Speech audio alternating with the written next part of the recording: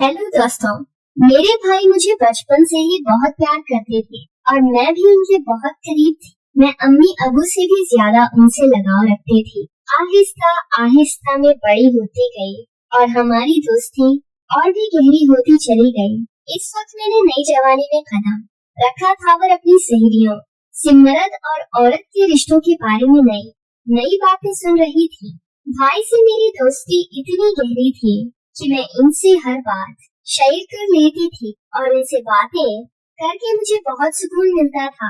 एक रात की बात है, खैर अम्मी और अबू घर पर नहीं थे। भाई के सर में बहुत तेज दर्द हो रहा था।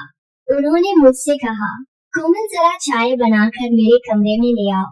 मैंने जल्दी से चाय बनाई और भाई के कमरे में ले गई। भाई ने चाय साइड टेबल पर रखवा दी।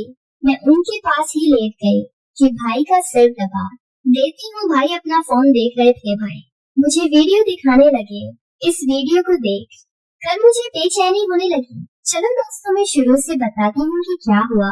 मेरा नाम कोमल है और मैं 19 साल की हूँ। अभी मैंने 12वीं क्लास पास की है। मुझे पढ़ने का बहुत शौक था, लेकिन मेरे अब्बू मेरी पढ़ाई के खिलाफ थे। मैंने अम्मी और भाई से कहा कि मैं आगे पढ़ना चाहती हूँ, तो क्या आप दोनों मेरी मदद करोगे और अबू को मनाओगे। अम्मी ने अपनी तरफ से बहुत कोशिश की, लेकिन अबू नहीं मान रहे थे। इनका कहना था कि आजकल कॉलेज में पढ़ाई कम और आशिकी ज्यादा होती है। तब मेरे भाई ने अबू को समझाया और मेरी गारंटी दी कि कोमल ऐसा कुछ नहीं करेगी, सिर्फ पढ़ाई पर ध्यान देगी। तब जाकर अबू मान गए और भाई से कहा कि आज से कोमल की जिम्मेदारी तुम्हारी है। अगर इसने कुछ भी गलत किया तो उस घर और खानदान की इज्जत पर दाग लगेगा और कोमल के साथ साथ तुम्हारी भी खैर नहीं। भाई ने अबू से कहा, अबू फिक्र मत करे, मैं कोमल की हर हरकत पर नजर रखूंगा। इस वक्त मुझे पता नहीं था कि भाई के ज़हन में क्या चल रहा है और वो मेरी इतनी हमायत क्यों कर रहे हैं। लेकिन मजे की बात ये थी कि मैंने कभी सोचा भी नहीं था कि मेरी और भाई की दोस्ती इतनी आगे तक जाएगी। कुछ ही दिनों बाद भाई ने मेरे साथ जाकर मेरा कॉलेज में दाखिला करवा दिया। शुरुआत में मैं खूब मन लगाकर पढ़ाई करने लगे और कॉलेज में किसी के साथ ज्यादा मिलती नहीं थी। जो भी कॉलेज में होता वो सब मैं रात को भाई को बता देती। भाई भी मेरे साथ बहुत फ्रेंडली हो गए थे। अब मुझे लगने लगता कि वो मुझे कुछ अजीब नजरों से देखते हैं। भाई गांव में ही रहते थे और नौकरी की वजह से को यहाँ ही रख जाते और हफ्ते बाद गांव जाते। कॉलेज में मेरी दोस्ती एक लड़की से हो गई। इसके साथ दोस्ती करने के बाद मेरी जिंदगी बदलने लगी। इसने मुझे बताया कि इसकी मंगनी हो चुकी है और एक दिन उसने मुझे अपने मंगेतर से भी मिलवाया। मेरी सहेली ने मुझे बताया कि उनकी शादी भी हो चुकी है और वो दोनों एक दूसरे के साथ तमाम हदें पार कर चुके हैं। इसके बाद मैं अपनी सहेली से वो सब कुछ पूछने की कोशिश करने लगी, जो शायद मुझे इस उम्र में पूछना ठीक नहीं था। उम्र ऐसी थी कि मैं इन बातों की वजह से आसानी से गलत रास्ते पे जा सकती थी और फिर ऐसा ही होने लगा। मुझे भी इन बातों में दिलचस्पी होने लगी। मेरी किसी लड़की से दोस्ती नहीं थी, इसीलिए जब भी मैं ऐसी बातें सोचती तो मेरे दिमाग में भाई की तस्वीर आ जाती। लेकिन भाई का रवैया और उनकी बातें मेरी सोच को मजीद परेशान करते थे। हालांकि मैं अभी तक भाई के दिल की बात नहीं जान पाई थी। कभी कभी मुझे लगता था कि शायद वो भी मेरे बारे में ऐसा ही सोचते होंगे, लेकिन कभी कभी उनका रवैया बहुत सख्त हो जाता था। वो मुझे याद दिला देते कि अब वो कितने सख्त हैं और अगर मैंने कोई गलती की तो मेरे साथ साथ इनका भी बड़ा हाल हो जाए। इनकी ये बातें सुनकर मैं खुद को कंट्रोल करने की कोशिश करती, लेकिन कहते हैं ना कि जवानी अंधी होती है। जवानी तो ऐसी ही है जैसे सर्दी में आग जल रही हो तो हाथ गर्म कर ही लिए जाते हैं। मैं जैसे ही कॉलेज जाती फिर वही सब बातें सुनने को मिलती। फिर मैं कॉलेज से घर आकर अपने दोस्तों की बताई हुई बातों को सोचने लगती। इस दिन मेरी भाई जॉब से घर वापस आए तो आकर बैठ गए और पूछने लगे, क्या सोच रही हो कोमल। मैं अपनी हर बात भाई को बताती थी, फिर वो चाहे कैसी भी बातें क्यों ना हो। भाई भी मुझे ऊपर से नीचे तक देखते हुए बोले, हाँ बताओ क्या बताना है तुम्हें, तुम्हारी दोस्त ने तुम्हें क्या बताया है। मैंने इन्हें कहा मेरी दोस्त मुझे बता रही थी कि इंटरनेट पर बहुत किस्म की वीडियोस होती हैं, जिनमें हर तरह की वीडियोस मिल जाती। तो मैं ये कह रही थी कि आपके पास भी तो मोबाइल है और साथ में नीट का पैकेज भी लगा हुआ है। आपने भी वो वीडियोस देखी होंगी, तो क्यों ना हम दोनों मिलकर वीडियोस देखें और एंजॉय करें। मैंने ये बात अपना चेहरा भाई के नजदीक लाकर सरगोशी वाले अंदाज में कही। वो फटी फटी आंखों से मेरी तरफ देखने लगे। मुझे लगा जैसे वो मुझे अच्छी तरह से पिटाई लगाएंगे, लेकिन फिर अचानक ही उन्होंने मुझे बड़े गौर से देखा और फिर शायद दिल ही दिल में कुछ फैसला क्या, और फिर वो मुस्कुरा पड़े और मुझे सरगोशी वाले अंदाज में कहने लगे, देखो कोमल, ऐसी बातें अबू के सामने मत करना, वरना तुम्हारा तो बड़ा हाल होगा ही, साथ में मुझे भी घर से निकाल देंगे। बाकी रही वीडियोस देखने की बात, तो तुम रात के वक्त मेरे कमरे में आ जाना, मैं तुम्हें तमाम वीडियोस दिखा दूंगा। भाई की आंखों में एक शरारत थी जो इस वक्त मुझे समझ नहीं आ रही थी। इसके बाद भाई अपने कमरे में चले गए और मैं पढ़ाई करने लगी और आने वाले वक्त के बारे में सोचने लगी। अब मेरा दिल किताबों में नहीं लगता था और रात को क्या होगा यही सोचने लगी, लेकिन पढ़ाई करना भी जरूरी थी, क्योंकि पढ़ाई के मामले में भाई बहुत ही ज्यादा सख्त थे और मुझे कहते थे कि सबसे पहले तुम्हारी पढ़ाई और बाकी मौज मस्ती बाद में है। इनका कहना था कि अगर तुम पढ़ाई में अच्छी रहोगी तो तुम्हारे अबू भी समझे गए कि लड़की पढ़ रही है और तुम्हारी आजादी के दरवाजे तुम्हारे लिए खुले रहेंगे। इनकी ये बात मुझे भी बिल्कुल ठीक लगती थी, इसलिए मैंने अपने दिल से सारी बातें निकाली और दिल लगाकर अपना कॉलेज का काम करने लगी और जल्दी जल्दी सारा काम खत्म कर दिया। जैसे जैसे रात करीब आ रही थी, मेरे दिल में भी हलचल हो रही थी। फिर जब मैं सारे कामों से फ्री हुई तो रात को आराम से मैं भाई के कमरे में चली गई। मैं जब कमरे में गई तो भाई लड़कियों की मैगजीन देख रहे थे। मुझे देखते ही वो मुस्कुराने लगे और उन्होंने वो मैगजीन छिपा दी। सर्दियों का मौसम चल रहा था और सर्दी दिन बदन बढ़ती जा रही थी। आज रात तो सर्दी बहुत ज्यादा थी, इसलिए मैं जाते ही भाई के बस्तर में घुस गई और भाई के पास चिपक कर बैठ गई और उनसे कहा, अब मुझे जल्दी से वीडियो दिखा दो, नहीं तो फिर अबू के आने का टाइम हो जाएगी। और फिर बना टाइम जाया कि मैं वीडियो देखने लगी। वीडियो देखते ही मुझे अपने अंदर एक अजीब सा बदलाव महसूस होने लगा। लेकिन मैंने अभी कुछ ही वीडियो देखी थी कि अचानक अबू मेरे कमरे में आ गए। अबू ने सख्त आवाज में कहा, इतनी रात है यहाँ क्या कर रही हो, चलो अपने कमरे में जाओ। अबू बहुत सख्त गुस्से के थे और मैं उनसे काफी डरती थी, इसलिए जैसे ही उन्होंने ऐसा कहा मैं सब कुछ भूल गई और जल्दी से अपने कमरे में आ गई।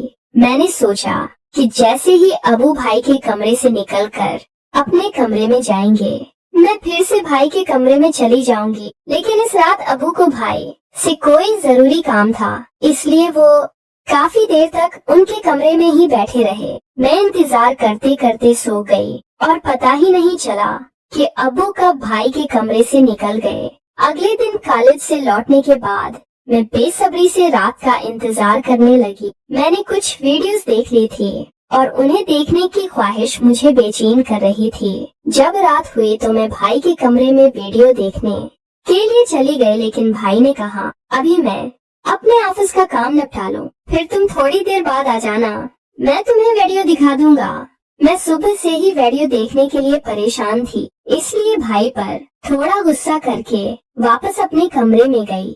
इसी लम्हे मेरे मोबाइल पर एक नए नंबर से मैसेज आया।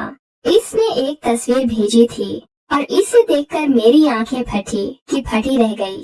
मैं तस्वीर को देख ही रही थी कि इस शख्स ने मैसेज करना शुरू कर दिया। वो बहुत रोमांटिक अंदाज में बात कर रहा था। मैं पहले से ही बेताब थी, इसलिए मैं भी इसी अंदाज में जवाब देने लगी। फिर मुझे ख्याल आया कि ये बात मुझे भाई को बतानी चाहिए। मैं फौरन भाई के कमरे में गई, लेकिन उनका दरवाजा बंद था, इसलिए मैं वापस अपने कमरे में आ गई और इस अनजान लड़के से बात करने लगी और वक्त छत पर जाने लगी। भाई ने मुझे देख लिया और कहा, इस वक्त छत पर क्यों जा रही हो? मैंने बहाना बनाया कि कुरे लेने जा रही थी और फौरन वापस पलट आई। रात के 12 बज रहे थे, मुझे नींद भी नहीं आ रही थी। मेरे जहन में शक हुआ कि कहीं भाई ही तो मुझे नए नंबर से मैसेज नहीं कर रहे हैं। खैर मैं यही सोचते सोचते सो गई और एक ख्वाब देखा। ख्वाब में भाई मेरे साथ थे और किसी काम को करने का कह रहे थे कि तभी अचानक मेरी आंखें खुल गई। सुबह हो चुकी थी और मैंने देखा कि भाई का मूड बहुत अच्छा था। वो मेरे साथ हंस हंस कर बातें कर रहे थे।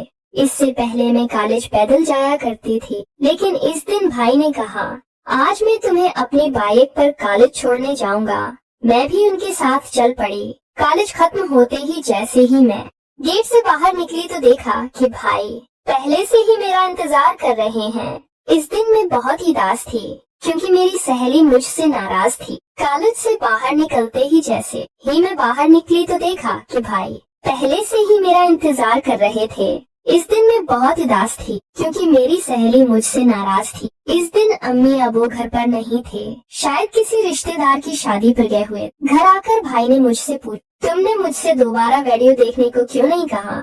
मैंने जवाब दिया, मैंने तो पहले ही देख लिया था। ये सुनकर भाई चौंक गए और मेरी तरफ देखने लगे।